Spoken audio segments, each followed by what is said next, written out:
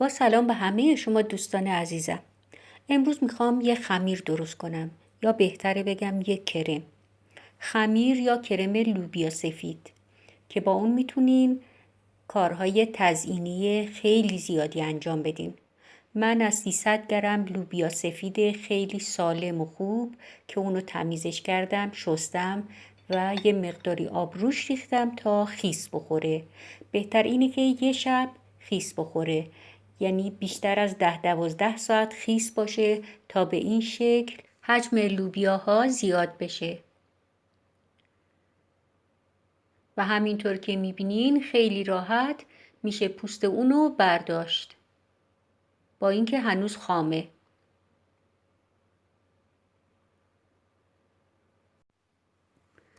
لوبیاها رو آبکش میکنم.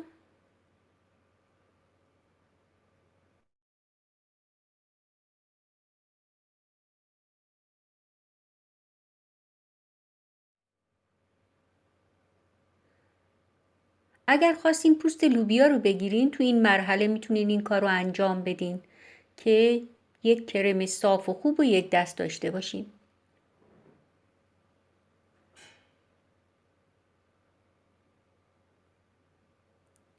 اما اگر خواستین با پوست اونا رو بپزین و بعد پوستشون رو بگیرین به طریقی که من میگیرم، اونو توی قابلمه میریزین، به اندازه کافی آب روی اون میریزیم جوری که به اندازه حدود 2 ساعت پخت آب داشته باشه با حرارت کم. و بعد اونو روی حرارت میذارم. بعد از اینکه جوش اومد کم میکنم حرارت رو، در قابلمه رو هم بذاریم. این بعد از 1 ساعت از پخت میگذره، اما باز هم باید بپزه. جوری باید بپزه که احساس کنین پوست لوبیاها میخواد خارج بشه. الان دیگه بعد از 2 ساعت از پخت اون میگذره. ببینین پوست لوبیاها خودش در اومده یه مقداری.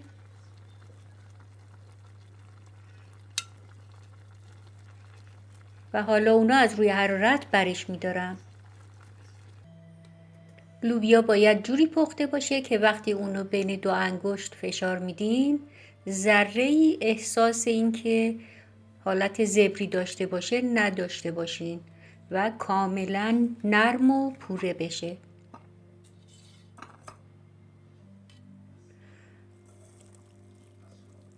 لوبیاها رو که پختن توی آبکش میریزم.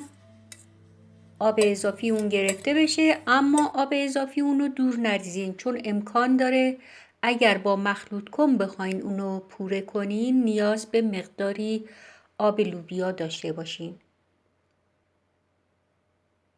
ببینین کاملا له میشه.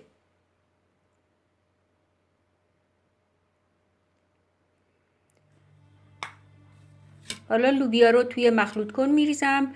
میتونین همه رو یه دفعه بریزین اگر جا داره مخلوط کنتون یا غذا سازتون یا هر وسیله دیگه‌ای که دارین، یا اینکه در چند مرحله این کار رو انجام بدین.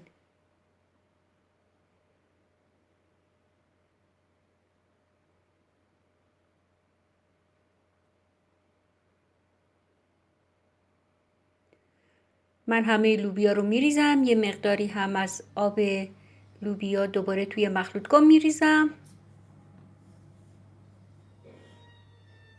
و میکسشون میکنم تا به این شکل صاف و یک دست و کرم بشه. یه پوره کرم مانند خیلی صاف و خوب. اما چون پوستشون رو نگرفتم باید صاف کنم اینا رو. باید از صافی حتما رد کنم تا اون پوستی که توش مونده توی صافی بمونه و کرممون رو خراب نکنه.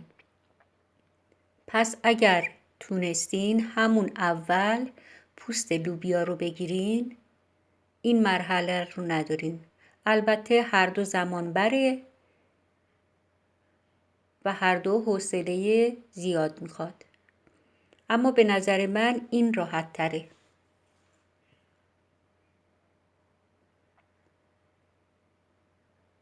به این شکل پوست لوبیا خارج میشه و یک کرم صاف و یک دست داریم.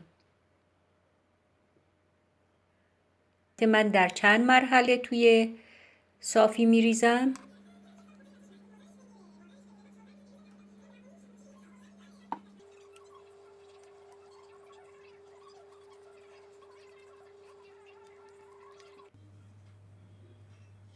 و در آخر ته صافی رو هم با لیسک حتما پاک کنین که خمیر سفتی اونجا نمونه.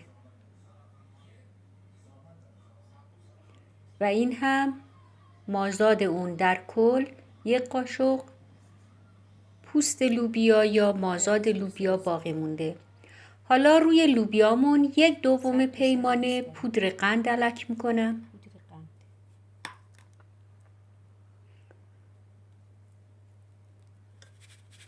به خاطر اینی که میخوایم توی دسرها و کیک هامون از این کرم استفاده کنیم و گل درست کنیم باهاشون، به خاطر این شیرینش میکنیم.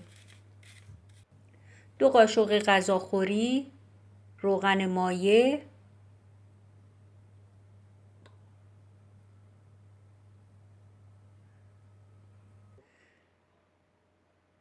خیلی کم نمک و بعد اونو هم میزنم.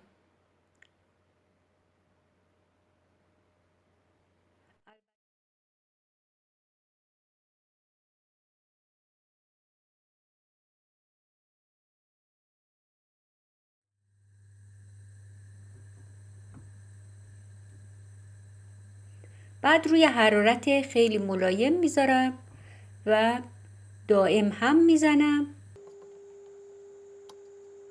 تا یک خمیر منسجم و صاف و یک دست بهمون بده.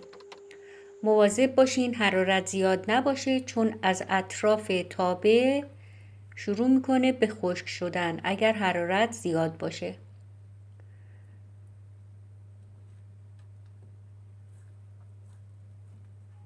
به این شکل کامل باید همزده بشه و خمیر زمانی آماده میشه که اگر قاشق رو کف تابه بکشین خیلی سریع خمیرتون دوباره سر جاش بر نگرده. هنوز زمان لازم داره که خمیر پخته بشه.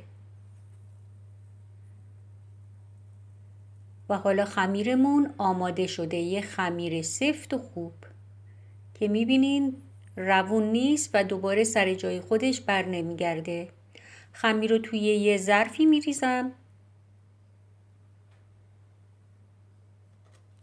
در ضمن خمیر وقتی خنک بشه یه مقداری هم سفت‌تر میشه، ولی خمیر رو شل بر نداریم.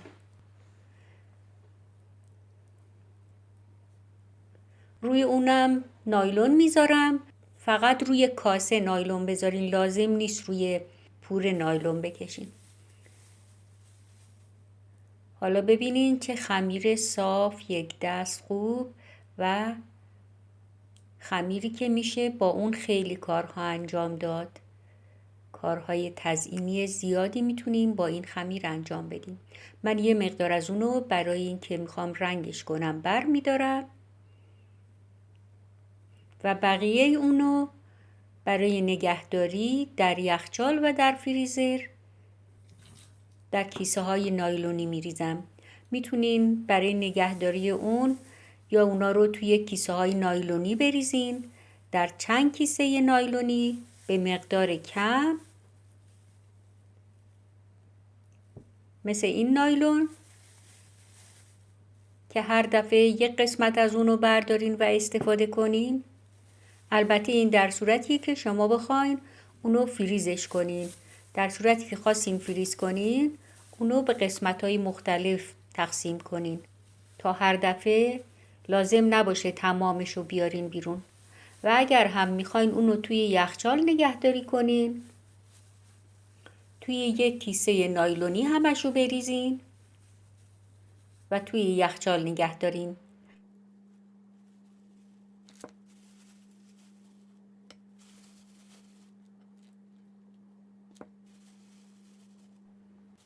و بعد به این شکل هوای اون رو خارج کنین و اون رو توی یه ظرف دردار یا توی کیسه های زیبدار بذارین. هوای اون رو خارج کنین و خوب بپیچین که هوا داخل خمیر نشه و خمیر خشک نشه. برای 1 یا 2 روز داخل یخچال و برای 1 یا 2 ماه داخل فریزر میتونین این خمیر رو نگه دارین.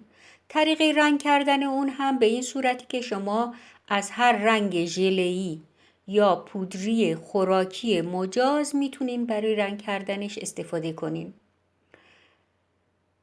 من میخوام یه رنگ قرمز داشته باشم، رنگو کم کم اضافه میکنم.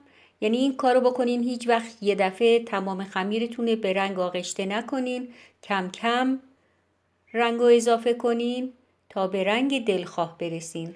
اما این رنگ هنوز رنگی نیست که من میخوام و میخوام یه رنگ قرمز خوش رنگ داشته باشم. برای این تمام رنگو مخلوط خمیر میکنم که بتونم با اون گل درست کنم. البته من آموزش گل رز رو حتما به شما میدم و این فقط به خاطر اینه که ببینین با این خمیر چقدر راحت میشه کار کرد، چقدر راحت میشه گل درست کرد.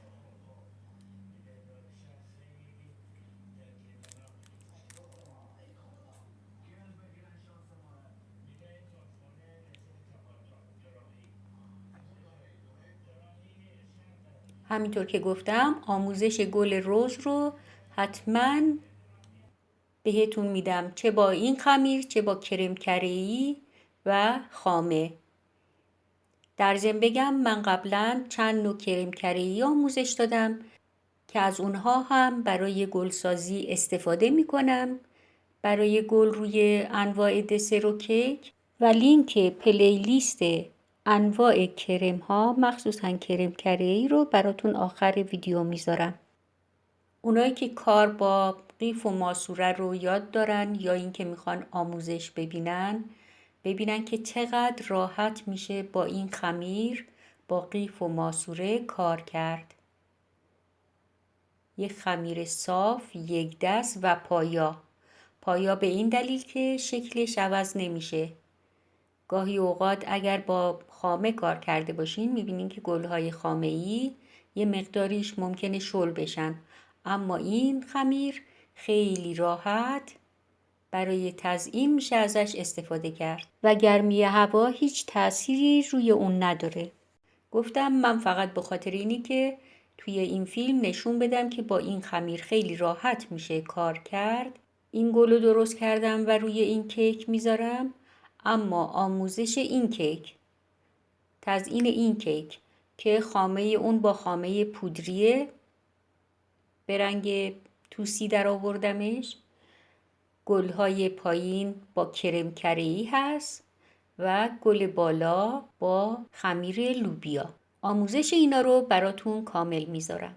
شما به همین راحتی میتونین از خمیر لوبیا استفاده کنین برای تزیین انواع دسرها و کیک ها و شیرینی ها. دوستان این اولین آموزش گل با انواع خمیر و کرم هست. امیدوارم بتونین هر روز با من باشین. من تا بتونم براتون سعی میکنم دست کم هفته‌ای 3 آموزش بذارم و منتظر دیدارتون هستم.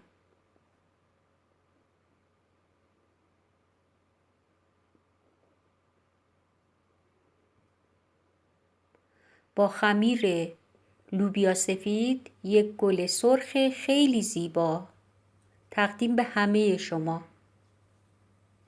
خدا نگهدارتون.